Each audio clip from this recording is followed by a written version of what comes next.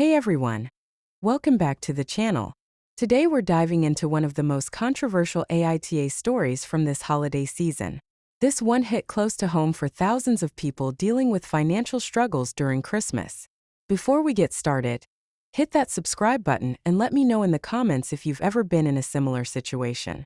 So, our story comes from a 34-year-old woman, let's call her Sarah, who posted on Reddit's Am I the Asshole forum with the title, AITA for telling my family there will be no Christmas gifts this year? Now I know what you're thinking, that sounds harsh, right? But trust me, there's so much more to this story. Let's get into the background. Sarah has been married to her husband Mike for 8 years. They have 3 kids, a 10-year-old daughter named Emma, a 7-year-old son named Jake, and a 4-year-old daughter named Lily. For the past 6 years, Sarah has been the sole breadwinner of the family. Why? Well, Mike has been dealing with severe depression and anxiety. He's been in and out of therapy on medication and honestly just trying to get better. Sarah says she completely supported his decision to quit his job 3 years ago, when his mental health hit rock bottom. She says, and I quote, "I would rather have my husband alive and unemployed than successful and gone." That's heavy, folks. But it shows you where Sarah's heart was at the beginning of this story. Now, here's where things get complicated. In August of this year, so just 4 months ago, Mike quit his job. Again. This time it was a part-time position he had finally managed to get after 2 years of being completely out of work. Sarah says she supported this decision too, because he told her the job was destroying his mental health. But here's the thing, from August until October, they had zero income except for Sarah's disability payments. That's right, Sarah herself is disabled and unable to work a traditional job. She makes money from a small online business, but it's barely enough to keep them afloat. Mike eventually found another job in mid-October and started working in late November. But by then the damage was done. Let me break down just how bad their financial situation got. By the time Christmas was approaching, they were behind on their phone bill, their internet bill, their electric bill, and their rent. Sarah says they're going to be late on rent for December and possibly January while they try to catch up on everything else. This isn't just tight budget territory. This is Mike get evicted territory. And here's something that makes this even more complicated. Mike's birthday is at the end of December. He also needs to renew his driver's license, which costs money they don't have. Now Sarah's family is, well, they're not struggling. Her parents are comfortable. Her siblings are doing well. And they all have expectations about Christmas. For years, Sarah has been the person who shows up with thoughtful gifts for everyone. She's the one who bakes cookies, brings homemade treats, and makes sure everyone feels special during the holidays. She's built this reputation as the Christmas person in her family. But this year, she literally cannot afford to buy a single gift. Not one. So about 3 weeks before Christmas, Sarah makes a decision. She's going to be honest with her family. She's going to tell them that there won't be any gifts from her family this year. She makes a post in the family group chat. She explains the situation, that they're behind on bills, that they've had months of single income, that they're trying to catch up on rent. She doesn't go into all the details about Mike's job situation, because she doesn't want to embarrass him.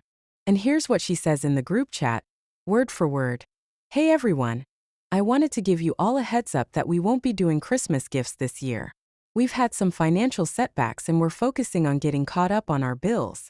We'll still be there for Christmas dinner and we're looking forward to spending time with everyone. But please don't expect any presents from us." Simple, right? Honest, straightforward, giving everyone a heads up so they don't feel awkward. But that's not how her family took it. Oh boy. Oh boy. The response from Sarah's family was not great. First, her mom calls her. Not a supportive "we understand, honey" call. No. Her mom is upset. She tells Sarah that Christmas is about family, not about gifts. Which, okay, fair point, right? But then she says, and this is where it gets wild, if Christmas isn't about gifts, then why are you making such a big deal about not giving them? Let that sink in for a second.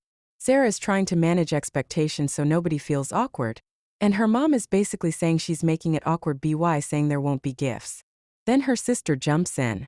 Her sister, who by the way makes 6 figures at her job, tells Sarah that she's being selfish and ruining Christmas for everyone. Her sister actually says, "You're making everyone uncomfortable by announcing this." You should have just shown up and dealt with it. Dealt with it how, exactly? Just let everyone hand her gifts while she stands there empty-handed?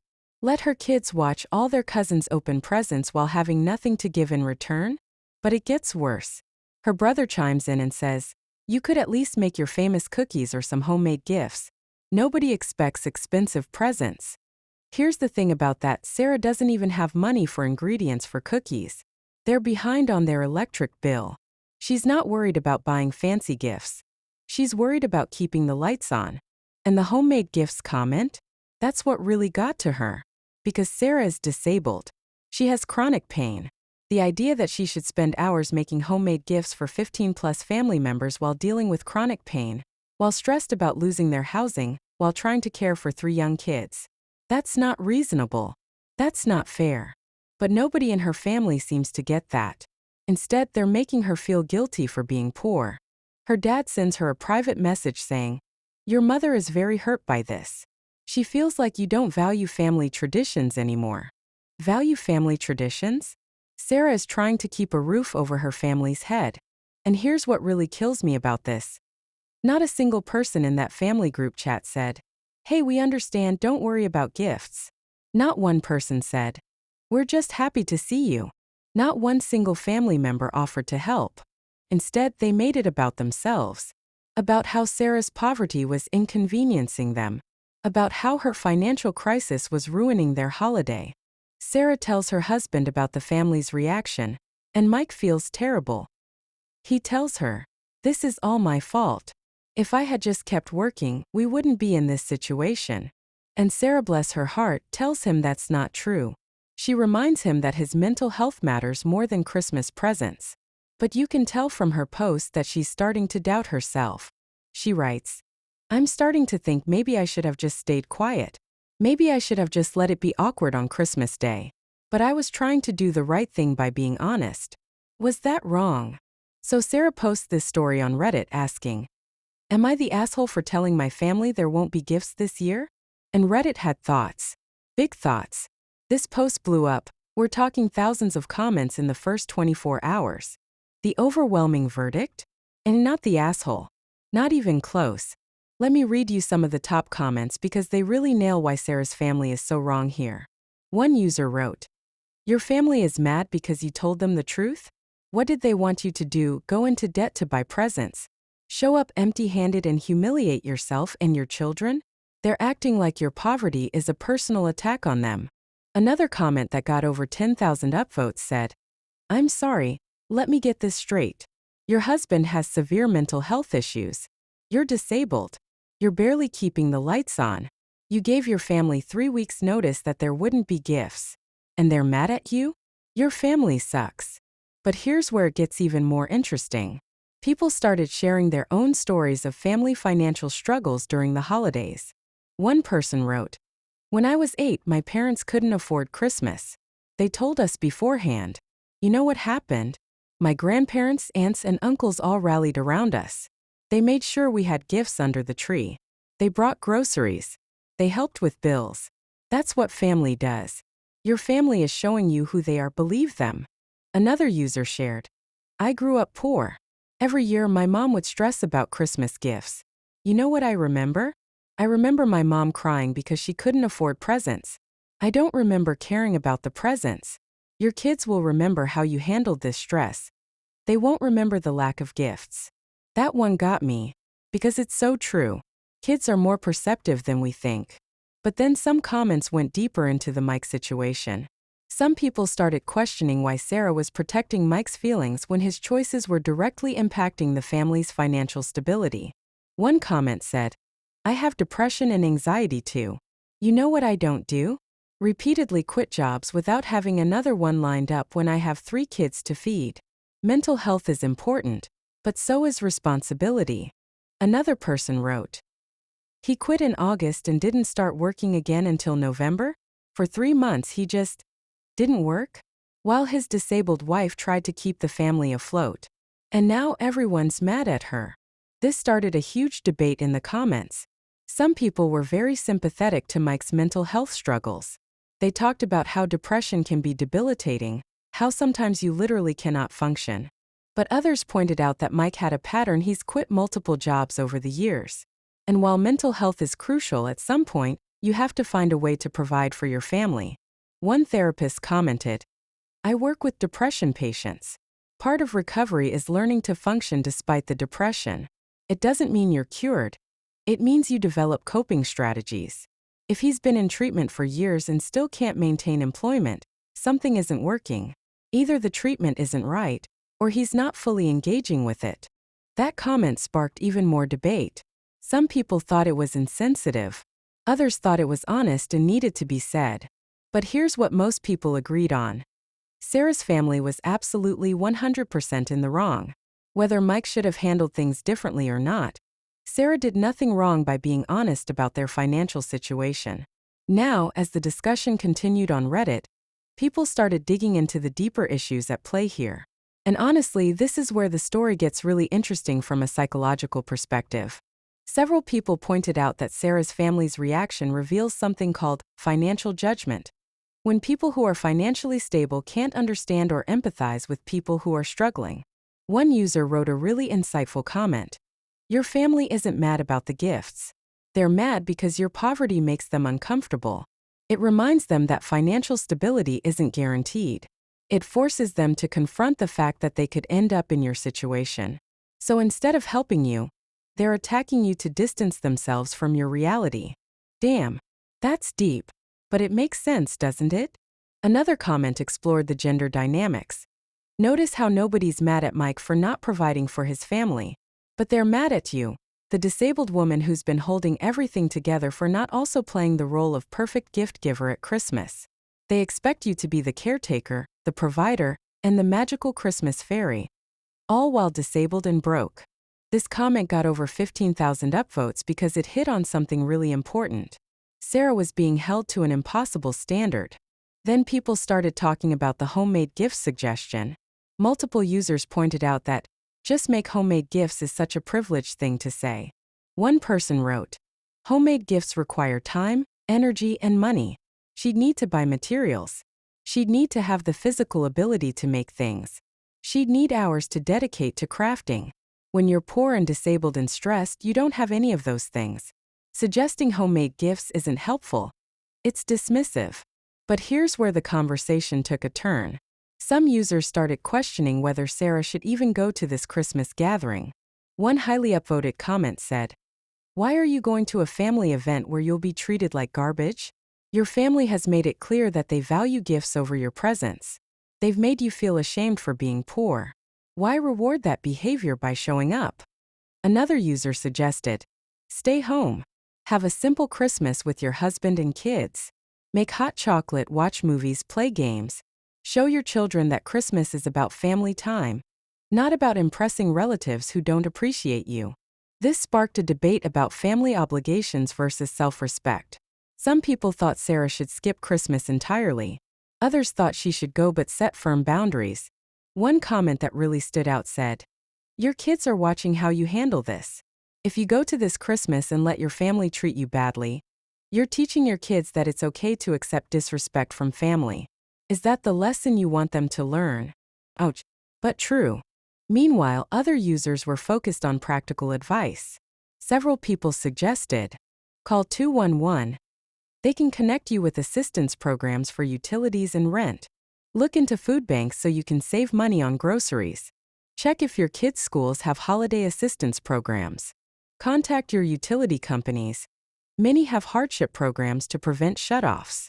One user who worked for an electric company wrote, "Please call your electric company. Most have programs where they won't shut off your power during winter if you're working with them on a payment plan. Don't wait until they send a disconnect notice." This practical advice was getting thousands of upvotes because people wanted to actually help Sarah, not just judge her family. But the conversation kept coming back to one central question. Why was Sarah's family treating her poverty as a personal failing rather than a circumstance to help with? Okay, so Sarah's original post got so much attention that she came back 3 days later with an update. And folks, it's not a happy one. Sarah writes, "I want to thank everyone for the support and advice. I've been reading every comment and honestly, I've cried more times than I can count, both from gratitude for the kind words and from sadness about my situation. But I need to update you all because things have gotten worse. Oh no. So apparently, after Sarah posted in the family group chat about not doing gifts, her mom called a family meeting without telling Sarah.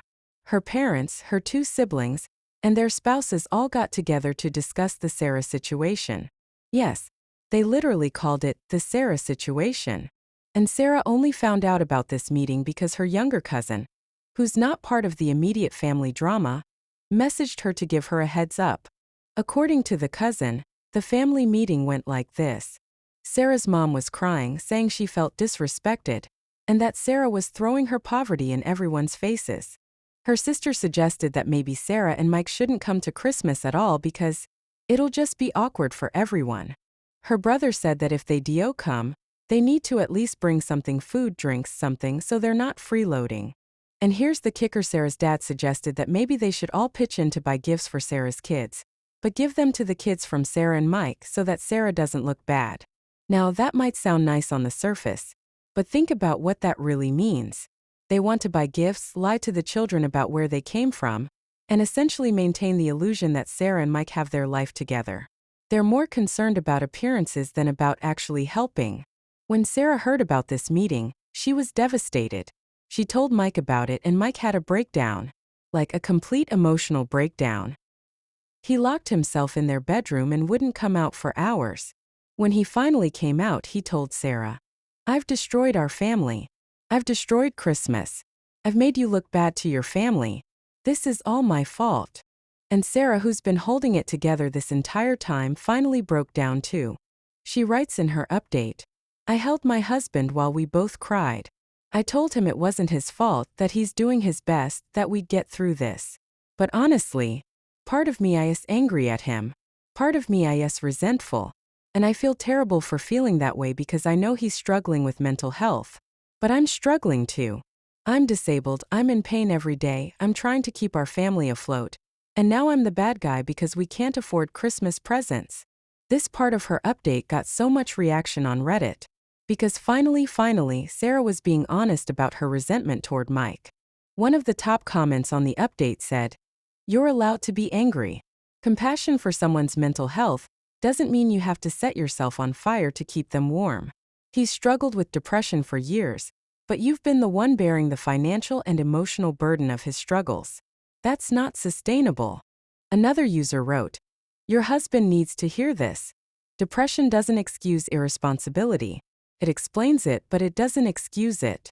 He has 3 children depending on him. At some point, he needs to find a way to function despite his depression, or get more intensive treatment." But here's where the update gets even more complicated. Sarah reveals that she decided to call her mom directly to address the family meeting situation. And the conversation did not go well. Sarah told her mom, "I heard about the meeting you all had about me. I'm hurt that you discussed my family's private business behind my back." Her mom's response? "Well, what did you expect? You brought it up in the family chat. You made it everyone's business." Sarah tried to explain. "I was trying to be honest and manage expectations. I wasn't asking for judgment." Her mom said, "Everything is always so hard for you, Sarah. Every year it's something. First it was Mike's depression. Then it was your disability. Now it's money. At some point, you need to take responsibility for your life choices." I cannot even express how cruel that statement is. Sarah didn't choose to be disabled. Mike didn't choose to have depression. These aren't life choices, they're circumstances. But it gets worse. Her mom continued, "Your father and I have worked hard our entire lives. We've sacrificed to make sure our family has good Christmases. And now you're treating Christmas like it's some burden. Like it's too much to ask that you participate in family traditions." Sarah asked, "Participate how? By going into debt? By not paying our electric bill so I can buy presents?" Her mom said, "I don't know, Sarah. But I know that giving up isn't the answer. Maybe if Mike tried harder to keep a job, you wouldn't be in this situation." And there it is.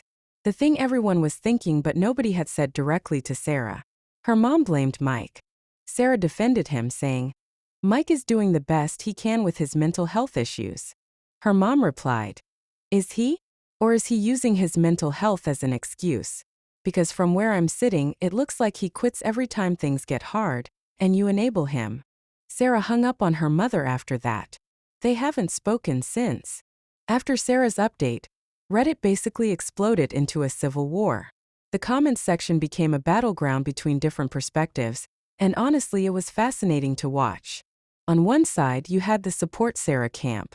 These people maintained that Sarah was NTA, that her family was toxic, and that she should cut them off entirely. One highly upvoted comment said, "Your mother is emotionally abusive. She's using guilt and shame to manipulate you.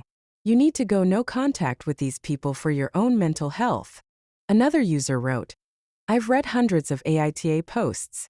This is one of the clearest cases of toxic family dynamics I've ever seen. Your family doesn't deserve you."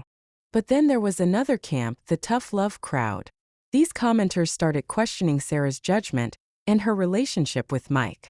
One controversial comment said, "I'm going to get downvoted for this, but your mom has a point. Mike has been struggling with mental health for years. He's had therapy, medication, support, and he still can't maintain employment. At what point do you acknowledge that he's not managing his condition effectively? At what point does it become irresponsible to keep having financial crises?" Another user wrote, "You have 3 children. I'm sorry, but mental health doesn't excuse neglecting your responsibilities as a parent. Those kids need food, shelter, and stability. Mike needs to step up, depression or not." These comments got a lot of backlash, but they also got a lot of upvotes. The community was divided. Then there was a third group, let's call them the practical realists. These people weren't focused on who was right or wrong. They were focused on solutions. One user wrote, "Everyone's arguing about fault and feelings, but nobody's addressing the real problem. You need money. Mike needs better mental health treatment. You need a solid financial plan. Reddit judgments aren't going to pay your electric bill." Several users in this camp shared resources, information about disability assistance programs, links to mental health services with sliding scale fees, advice about negotiating with creditors, tips for finding remote work that accommodates disabilities. One user who is a social worker wrote an incredibly detailed comment with a step-by-step plan for Sarah to stabilize her finances and get Mike more intensive mental health support. But then something unexpected happened. A user who claimed to be Sarah's cousin posted in the thread. The cousin wrote, "I'm the family member who told Sarah about the meeting. I've been following this thread, and I want to add some context that Sarah didn't include because she's trying to be fair to Mike." The cousin revealed some things that Sarah had left out. Mike has quit 6 jobs in the past 5 years, he's refused to try certain types of treatment that his therapist recommended, he spends several hours a day gaming, even during periods of unemployment, he's told family members that he just doesn't think traditional employment is right for him. The cousin continued, "I love Sarah. She's one of the kindest people I know. But I've watched Mike take advantage of her kindness for years. Everyone in the family has tried to talk to her about it. That's what the family meeting was really about. We're worried about Sarah and the kids." This comment changed everything. Suddenly, the family's behavior seemed less cruel and more like tough love. Suddenly, the mom's comment about enabling made more sense. But Sarah responded to her cousin's comment, and her response was heartbreaking. "I didn't include those details because I didn't think they were relevant to the question of whether I was wrong to tell my family about not doing gifts. But since you've brought it up, yes, Mike has struggled to maintain employment. Yes, he games as a coping mechanism. Yes, he's resistant to some treatments. But he's also the father of my children. He's my husband. He's suffering. What am I supposed to do? Abandon him when he's at his lowest? Kick him out? Divorce him during a mental health crisis?" She continued, "I know you all think I'm making excuses for him. Maybe I am. But I took vows in sickness and in health. This is the sickness part. And it's really, really hard. But I'm not going to bash my husband on Reddit to make myself look better. He's doing the best he can." This response got over 20,000 upvotes and multiple awards. Because even though people disagreed about Mike's situation, they respected Sarah's loyalty and her refusal to trash her husband publicly. One user wrote, "This is the most heartbreaking thing I've read on this site. You're in an impossible situation. You're loyal to your husband, protective of your kids and doing your best. But you're drowning, and nobody's throwing you a life raft. Another comment said, "You're not the asshole, OP. You're a woman who's been put in an impossible situation by circumstances, mental illness, disability, and a family that doesn't know how to help. I don't know what the right answer is, but I know you deserve better than this." So where does this story end? Well, Sarah posted one final update about a week later, right before Christmas. She starts with, "I never expected this post to blow up the way it did. I've received hundreds of messages. Some supportive, some critical, and some genuinely helpful. I want to address everything and let you know what we decided." Sarah and Mike had a long, serious conversation after reading all the Reddit comments. A really hard conversation where they both had to be brutally honest. Mike admitted that he's been afraid to try certain treatments because they might change his personality or make him feel not like himself. But he acknowledged that his current approach isn't working, and it's hurting his family. Sarah admitted that she's been resentful and angry, but afraid to express it because she didn't want to make Mike's depression worse. They both cried. They both apologized. And they made a plan. Mike agreed to try a different therapist who specializes in treatment-resistant depression. He agreed to be honest with his current therapist about his resistance to certain treatments. He committed to staying at his current job for at least 6 months, no matter how uncomfortable it makes him. He agreed to see a psychiatrist about potentially changing his medication. Sarah's part of the plan. She's going to join a support group for partners of people with mental illness. She's going to stop protecting Mike from the consequences of his choices. She's going to be honest with him when she's feeling overwhelmed. She's going to accept help when it's offered. As for Christmas with the family, Sarah made a decision that surprised everyone. She called her mother and said, "We're not coming to Christmas this year. Not because of the gift situation, but because I need to protect my mental health and my marriage. The way this has been handled has hurt me deeply. I love you all, but I need some distance right now." Her mom was not happy about this. She accused Sarah of punishing the family and keeping the grandchildren away out of spite. But Sarah stood firm. She said, "This isn't punishment. This is self-preservation. When I'm in a better place emotionally and financially, we can revisit family gatherings. But right now, I need to focus on my immediate family." And you know what? Reddit went wild with support for this decision. One comment said, This is what I wanted to see. You set a boundary. You protected yourself and your family. You didn't cave to guilt. I'm so proud of you." Another user wrote, "Your mom calling this punishment tells you everything you need to know. She can't see this from your perspective at all. You made the right choice." So what did Sarah and Mike do for Christmas? They stayed home. Just the 5 of them. Sarah explained it to the kids like this. "This year we're going to have a different kind of Christmas. We're going to focus on spending time together and being grateful for what we have." The kids were initially disappointed about not seeing their cousins, but Sarah and Mike made it work. They made hot chocolate from scratch, had a Christmas movie marathon, made paper snowflakes to decorate the house, played board games, let the kids stay up late on Christmas Eve, made pancakes for Christmas breakfast. One of Sarah's online friends from a disability support group sent Amazon gift cards, so the kids could each pick out one small gift. Another Reddit user sent her family a grocery delivery gift card. Several people sent cards with small amounts of cash. Sarah wrote, "I was overwhelmed by the generosity of strangers. People who have never met me or my family sent help. Meanwhile, my own family called me selfish. That tells me everything I need to know about where to invest my energy going forward." The kids had a good Christmas. Not the big, fancy Christmas they might have had with extended family, but a good one. A peaceful one. Sarah wrote, "Emma told me it was her favorite Christmas ever because we all just hung out together. Jake said he liked not having to wear fancy clothes, meaning normal pants instead of pajamas. And Lily just wanted to watch Frozen 12 times, which we did." As for the financial situation, Sarah and Mike are working on it. They're on payment plans for their bills. They've applied for assistance programs. Mike's new job is helping slowly. And here's the thing that really got me: Sarah's final line in her last update. "I'm not going to lie and say everything is perfect now. We're still struggling. Mike is still depressed. I'm still disabled and in pain. We're still behind on bills. But for the first time in years, I feel like we're on the same team. I feel like we're fighting the problem together instead of fighting each other.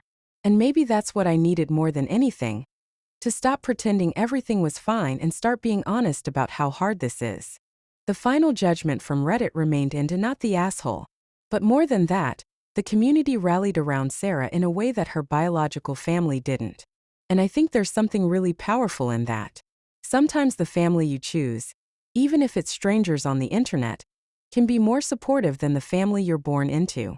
So what can we learn from Sarah's story? First, poverty is not a moral failing. Financial struggles can happen to anyone, especially when you're dealing with disability, mental illness, or other circumstances beyond your control. If someone you love is struggling financially, the response should be compassion and support, not judgment. Second, honesty is better than pretending. Sarah tried to be honest about her situation, and her family punished her for it. But in the long run, being honest allowed her to set boundaries and protect her mental health. Third, mental illness is real and debilitating. But it's also important to balance compassion for mental illness with accountability. Mike's depression is real, but his family also needs stability. Both things can be true at the same time. Fourth, family obligation doesn't mean accepting mistreatment. Sarah had every right to skip Christmas with her extended family. Protecting your peace is not selfish, it's necessary. And finally, sometimes the kindest people are strangers.